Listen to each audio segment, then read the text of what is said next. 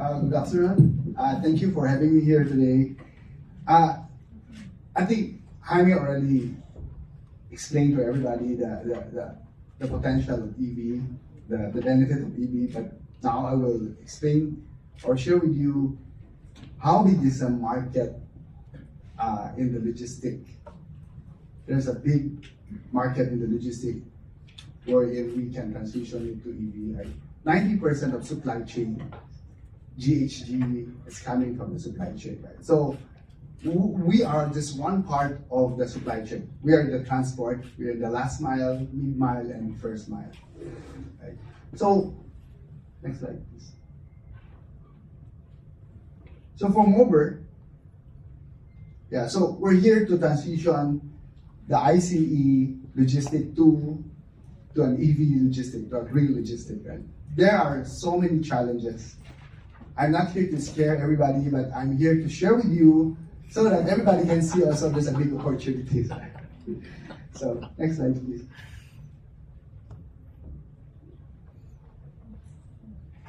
Okay, our journey, we started with 2 EVs 2021. When IKEA opened, we gave them 2 EVs, 2 small EV van.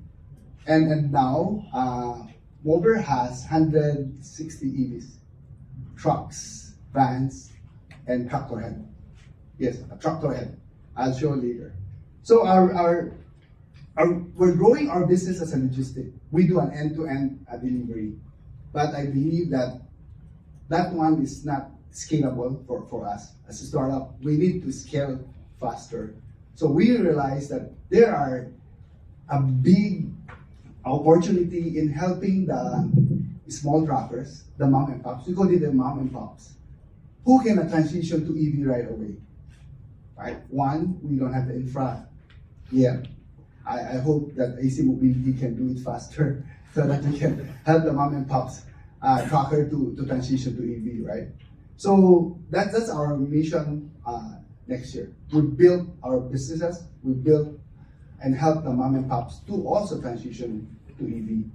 And we also prepare for the 3.0 because we're building our fleet. We're looking to build it to at least 1,500, 2,000 fleet. Like if we have that much fleet, then there will be an after sales, the maintenance. So if we are offering them the leasing and the rental, then we might as well help them do the maintenance.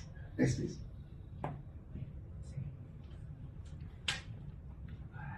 So again, the market is big with the e-commerce boom in the Philippines. It's quite big. I mean, we have a 5% plus CGR every year.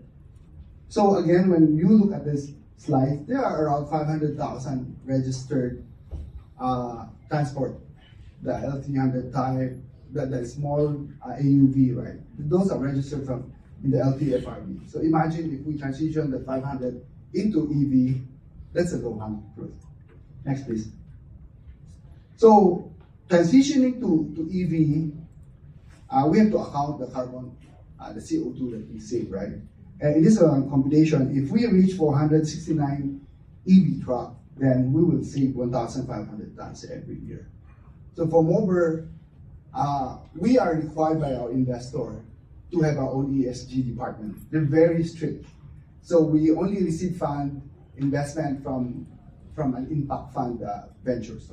So they required us to monitor our CO2, our sustainability, our good governance, and even in hiring our driver, which we don't call them driver, we call them GDS, Green Delivery Specialists. In our own little way, we help the driver feel that they're special when they drive an EV, right? So we are strictly monitored by our investor to comply with our ESG. Next, please.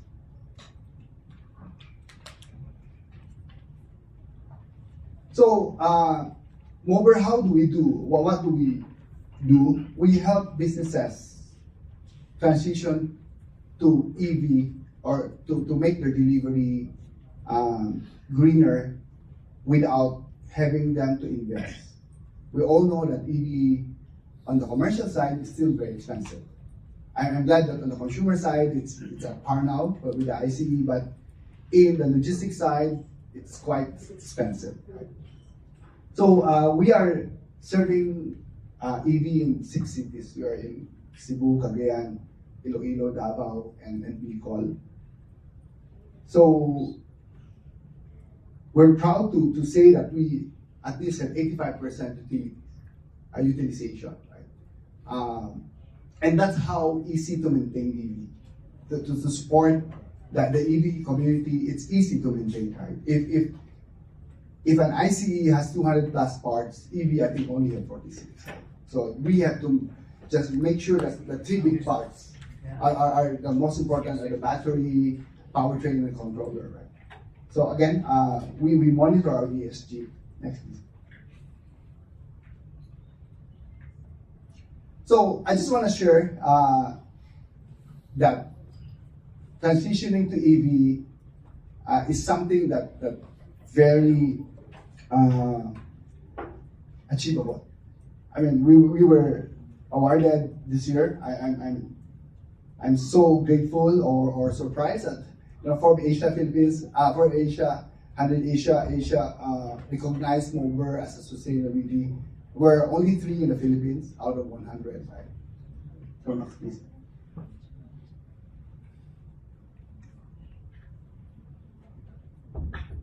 So who are our stakeholders? Right? As I mentioned, we only accept investment from Impact Fund. Right? CSEF is Southeast Asia Clean Energy Fund. They invested, I think, several startups in the Philippines. Rooftop solar, balis. And if you also notice that most of our clients are the blue chip company. They're very committed to their net zero program. Right? So we're very diversified also from retail to FMCG and all the way to the freight forwarding. Next, please. So when we purchased our EV, we started our own R&D. So when we buy our EV, we have to find the right OEM. In China, there are so many EV producers, a lot, that I think in the next few years, there will be only 40 manufacturers. The rest will just disappear. Because the competition there is so tough. In fact, if we buy EV from China and have it shipped here, it's cheaper. But I will not encourage you because there will be no after sales support. So better buy from BYD.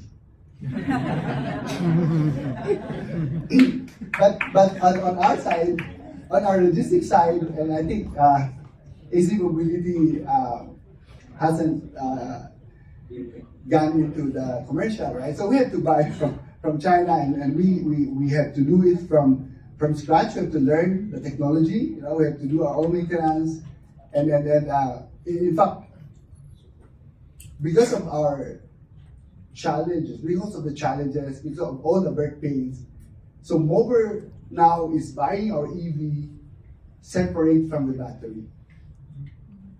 Yes, it's like we're buying the cab and chassis, then we buy the battery direct from the supplier. So we have to be very creative so that eventually we can bring down the delivery fee lower than an ICE. As of the moment, we offer the same price, right? If the diesel will tell you it's 500 pesos per delivery, we match it by offering 500 also, but using IC, EV. Next, please. So I think the event today is really very good because if you look at this one, there's a lot of stakeholders. There's a government there, there's a client, and there's the user and the partners, right?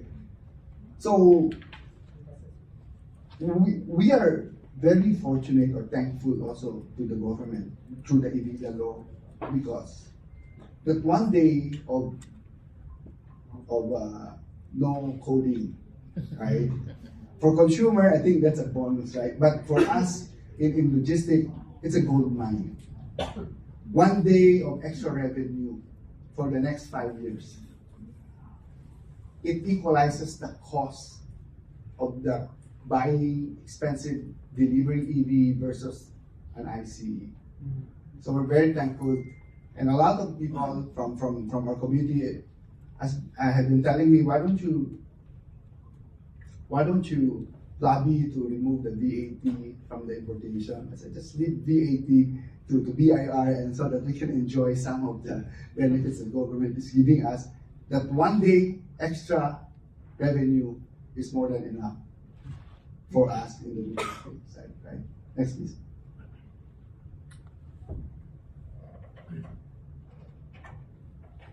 Next, please. Okay, so for the last 3 years, we have built our unique business model. So we offer EV, the blue chip company, they approach us, and we also develop our own TMS, the transport management system. It's proprietary so that we package it with our service, right? So we not only offering EV, but we also make sure that the routing, the route optimization is robust so that we can cut also the time in the road, right? Then for the strong competitiveness, I think we're proud to say that we're creating a moat here, because as we build our fleet, I think Freddie will know this. As we build our fleet, competition will be very tough, right? But for Mover, we position ourselves in a logistic company, then we position that moat, but we will help the mom and pops to transition to EV. At the same time, they also serve our deliveries, so that we can create that standard and offer it to the businesses that signing contract with us a very standard and better service. Right? Next, please. Okay, I'll be showing you our fleet. This is our 4.495 tons, right? It's a payload of 2.5 tons. The battery is 53 kilowatt. By the way, in Mover, we customize the battery order. We have 53 kilowatt, we have 80 kilowatt, we have 100 kilowatt. Depends on the route, depends on our client. So there's no such thing as one size fits all in the EV logistics.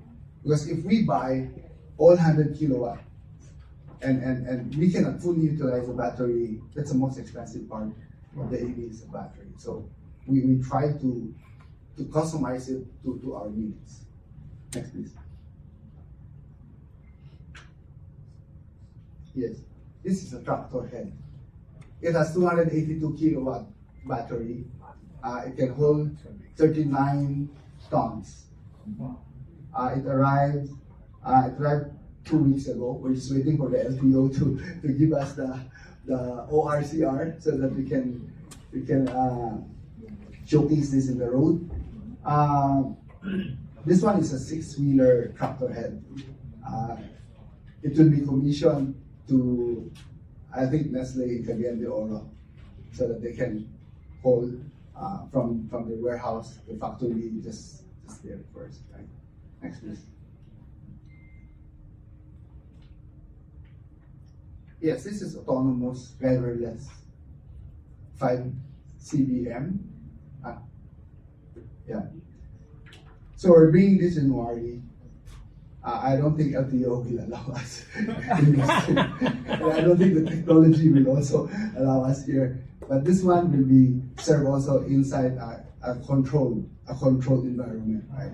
So this one will be sent to Mondelisin, I think, for their transfer from their warehouse to their staging, right? But we're also looking to deploy this inside PESA because it's a control, right? So this one is 5 CDM, autonomous. Yeah. Next, please.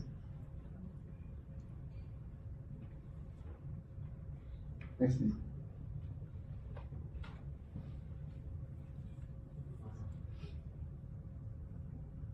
Next please. Yeah. So here, these are the roadblocks. These are the challenges, the biggest challenge for us to grow faster. Okay. For the commercial EV, there's no banks yet willing to finance. As in, we have to bootstrap everything, right? So, I hope BPI will.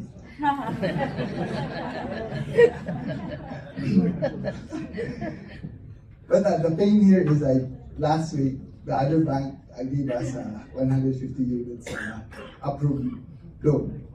So when I saw the guy from BPI downstairs, he said, "Sir, you're here." I said, "Okay, yeah, I'm here. I will pitch again. I hope they will consider because they are the first one that I approach because I have a friend in BPI Capital. Said, Dennis, go to BPI. Okay, they said they're waiting for the market to mature. I said, why don't you go to BYD? It's being mature now. So anyway, yeah, that's the biggest hurdle that we are experiencing. I hope this will change next year, right? Imagine Mober has 150 plus fleet, right?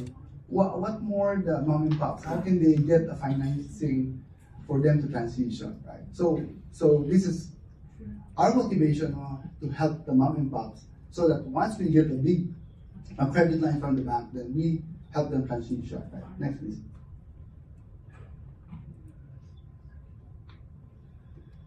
Okay, this is scary also. I don't know. I think in the consumer car, you don't have a problem with you have your own BMS, right? But for us in the logistic, when we purchase our EV, it's a very basic one. So we have to develop our own BMS, the battery management system. It's real time in our office. We can see each battery if it's overheating. It's very important how it fluctuates while charging, while moving. So we need to know because it's very dangerous. Right? So we develop our own BMS so that we can monitor all our EV. Right? Next, please.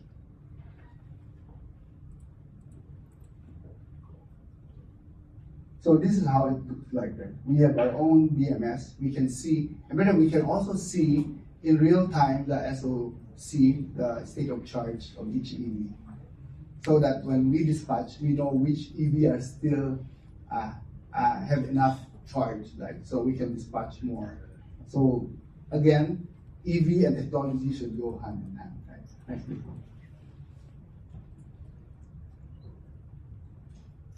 So infrastructure, I'm glad that AC Mobility is doing the charging, right? But if you do charging inside a mall, our truck cannot go inside the mall. Right? So for Mober, we have to set up our own charging hub.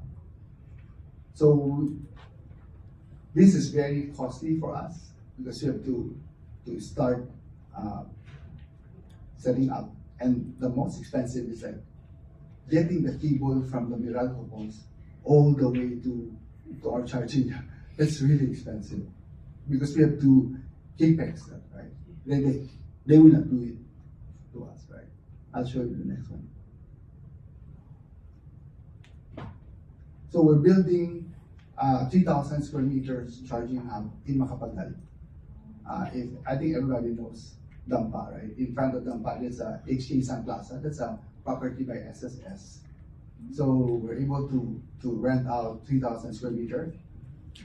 We're building or we're installing 50 AC chargers, the slow charge, and we're putting around 7 120 kilowatt fast charger to support our 100 units. So eventually, Mober will be building 2 more charging hubs in the south and in the north. But this one will be exclusively used for logistics. So what we are building in the south, somewhere in Laguna, we want to build a big charger hub there so that the other mom and pops can go there and charge. At the same time, we will just give them a co-working space because in the Philippines, when you do delivery, they still have to get the proof of delivery. the hard copy. So that while they're charging, then they can do the business there. At the same time, we'll have them, and we allow them to use our BMS, we allow them to use our TMS, transport management system. Next, please.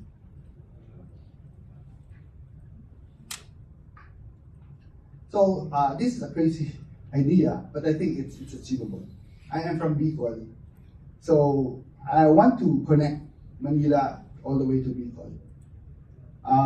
We realize that we only need to install 4 to 5 fast charger.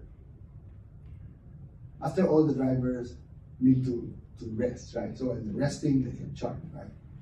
But the opportunity here is, in Bicol, there are so many buses. Every day, we call it South Road buses.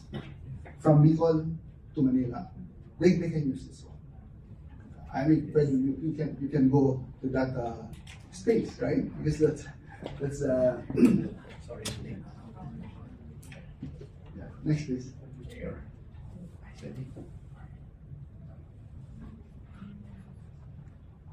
So again, we have our own BMS, we have our own TMS, and we also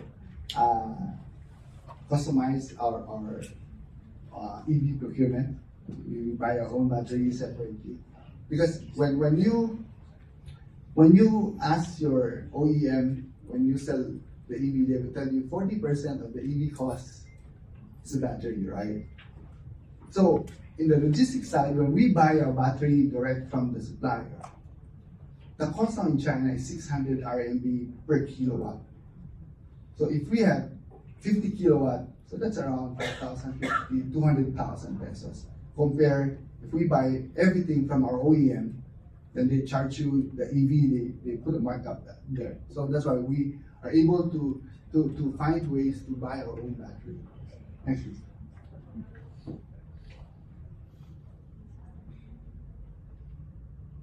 So again, to recap, yeah, our vision is to grow our logistic business, and we only use EV.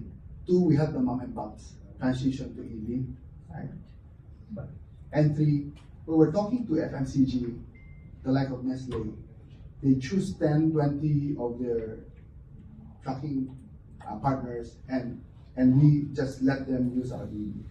Because we also need to understand that we need to train the driver on how to use the EV. The difference between driving an ICE, diesel, and EV is totally different, opposite. On your first gear, when you're driving a diesel truck, dapat malakas yung gas, right? On the EV, dapat mababaw yung apak. Kasi grabe ang kain ng battery. Right? Next, please.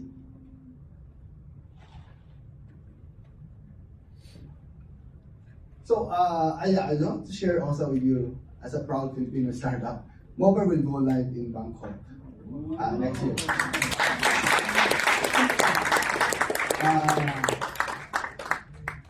This one is because IKEA saw our effort, our passion, and they wanted us to serve their IKEA brand in Bangkok. So in fact, they're asking us also to go to Malaysia, but I said this one at a time. Right? Next, please.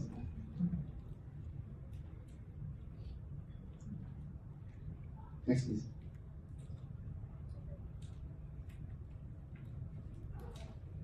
So these are our fleet. This is a gallery. Like we also have electric tuk-tuk. We're crazy enough to buy this electric tuk-tuk from India. This electric tuk-tuk can load 650 kilogram net, 110 kilometers. We're refitting this to make it a refrigerated one. We want to use this to deliver cakes from the commissary to the branch. You know why? Cake has two days shelf life.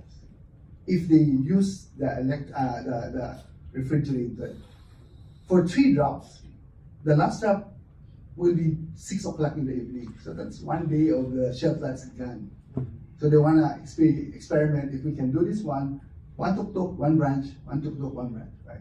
So we have 4 of this. We're trying to find somebody who can give us a cheaper and efficient freezer. Right? Again, I showed that this is a tractor head. Yeah, next please.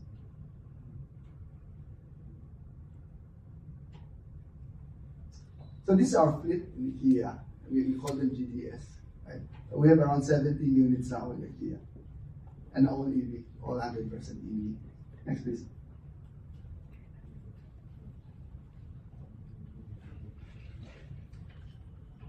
So yeah, I've been very busy for the last 2 years. I've been traveling to China. We have several fleet. On the middle one, that's like a transformer. Yeah, it's a very big one. But I opted to buy the one that I showed you earlier because the cost of this one is quite expensive. But the technology for this one is really good because it's battery swapping. You can swap, but you have to build the swapping station. Right? Next please.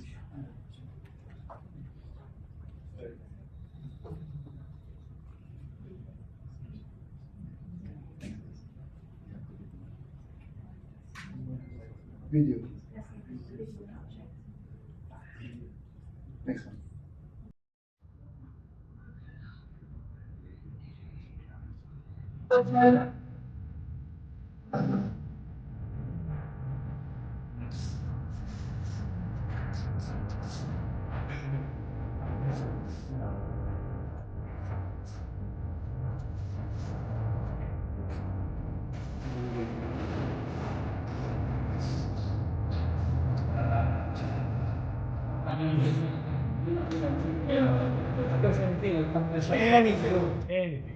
This one is good for barangay, a multi-purpose EV.